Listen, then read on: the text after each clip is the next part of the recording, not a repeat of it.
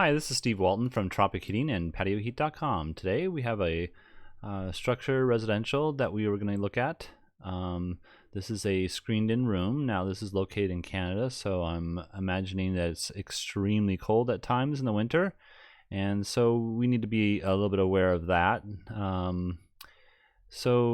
Infratech, so the way it works is it's heating up mass. It's like a light wave.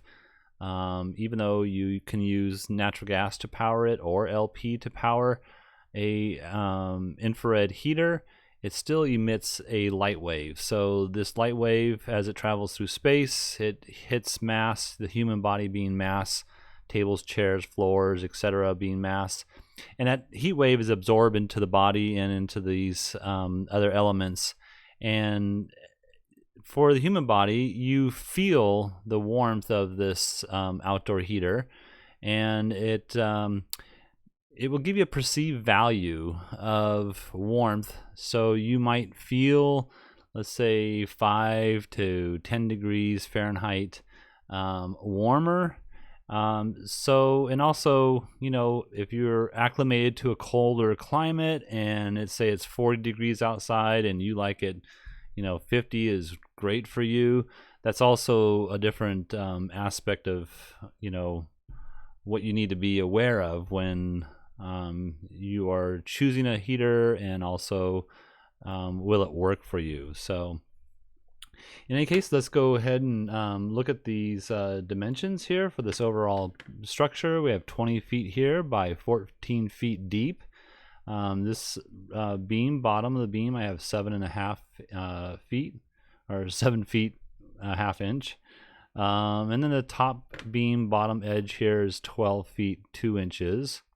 Again, it's screened in, so we have, it's going to reduce the screen here, will reduce the wind movement, so it'll slow it down slightly, but it's not going to stop it, obviously. And that so we'll consider this a ceiling with one wall, essentially. In this location, we do have some doors over here that swing out, and barbecue area over here that probably wouldn't be utilized for long-term dining or sitting, so we're not going to be too concerned about that. And plus, this doorway does create an issue for placing a heater around that space, so something to think about. Other than that, I think we should be good. We do have the two different seating areas. We have just a casual seating area here, and then dining seating over here. The gentleman that sent this information request into said that these are oversized chairs, so I just have average standard looking chairs there right now, but that wouldn't make an issue or a difference. So I'm going to go ahead and just place in some units that I would see to be the best option immediately, and these are 4,000 watt units. These are C models. You could use a slimline model if you choose. I'm going to show an example of that, but just in a different orientation in a minute. But you can see the slim lines are at the same elevation as this top of this beam over here. And you can see I'm suspending them in midair, which is highly impossible. But let's just take off the roof here, and let's just say that instead of using the OEM brackets, that we utilize some chain like what holds the lamps up. So that would be affixed to the ceiling, and then the chains would support the heaters and these two attachment points.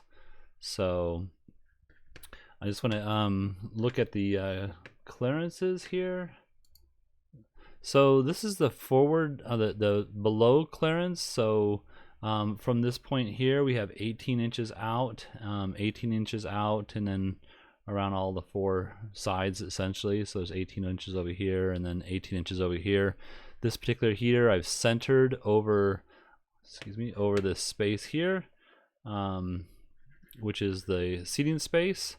And then I just matched that center line over here on this edge here. And as far as the placement here. Let's see here. I have this about 2 foot center off of the edge of the wall, and then these ones over here roughly 2 feet off of this beam here, 2'4", and as far as their placement is here, it's 4 feet 7¼ inches from this edge to the center of the heater. And then this one's a little bit different. I have this at 4 feet 6 so that we can get better coverage for the table dining space there. But yeah, you could definitely just hang these heaters off of the ceiling if that's what you choose. You know, the different methods you could use. You could even use somehow the conduit, you know, that you are going to use to run the wire in. It could be like an EMT conduit, maybe something of that nature. But yeah, there's all kinds of different options that you could use. I would probably go with maybe a larger chain so you can kind of reduce the look of the conduit. If you use, like, say, watertight conduit, the flexible plastic looking stuff, and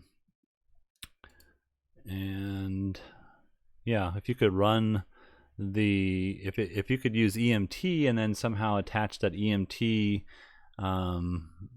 to the bracket, then you can run the wire through the EMT and then, you know, to the junction box, which could be located on either side, left or right here.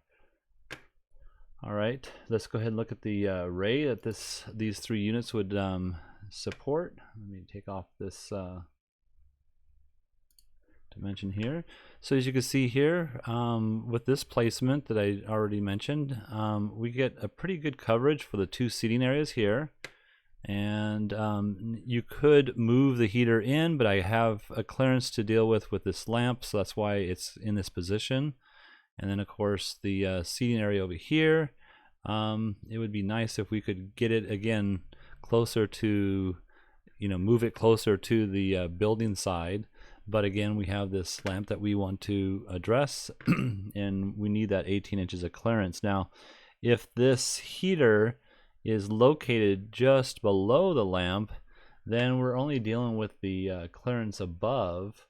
Let's see if I can pop that on here. So clearance above the heater, so from this bottom edge on up, is only 6 inches. So if we had the same elevation as the bottom of this heater at the bottom of the lamps, then we could go 6 inches and then move the heaters over to the left a little bit closer than what they are now and get a better throw to the left side here. So let's go back here. I think that's all I can really say. Now again, these are at 0 degree tilt, so they're pointed straight to the ground, and I kind of like that idea best of all.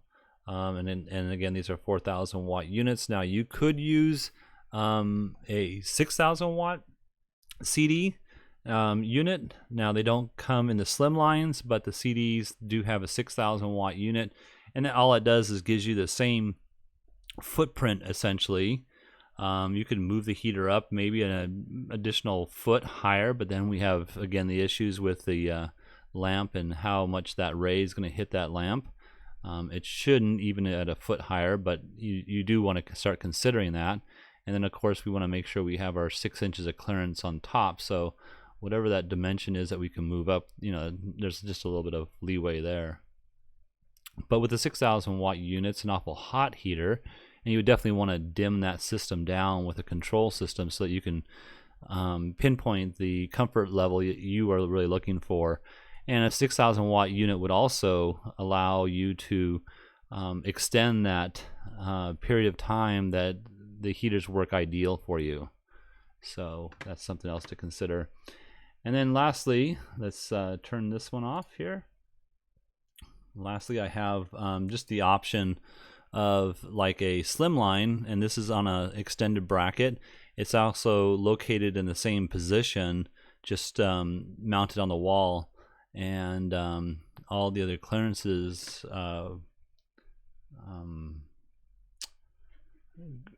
coincide or are important, so we need to concern ourselves with that. Let's see if I can pop that on here.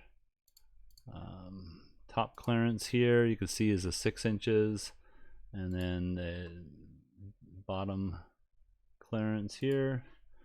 You can see I have a little bit of an issue with this, so I have this probably about 45 degrees, and you probably want to go a little bit higher. But the reason I don't like that is just because of the fact that I'm not really hitting the seating space ideally.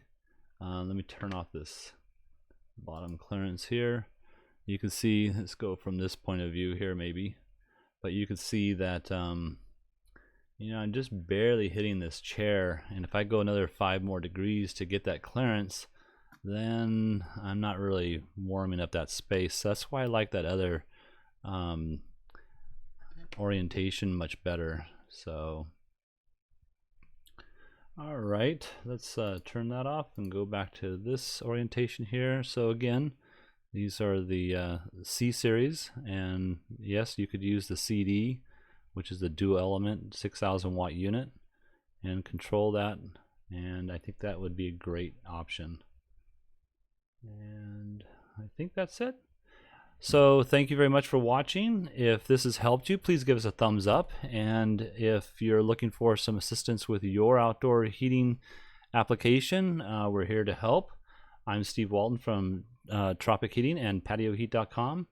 And our email is support@patioheat.com.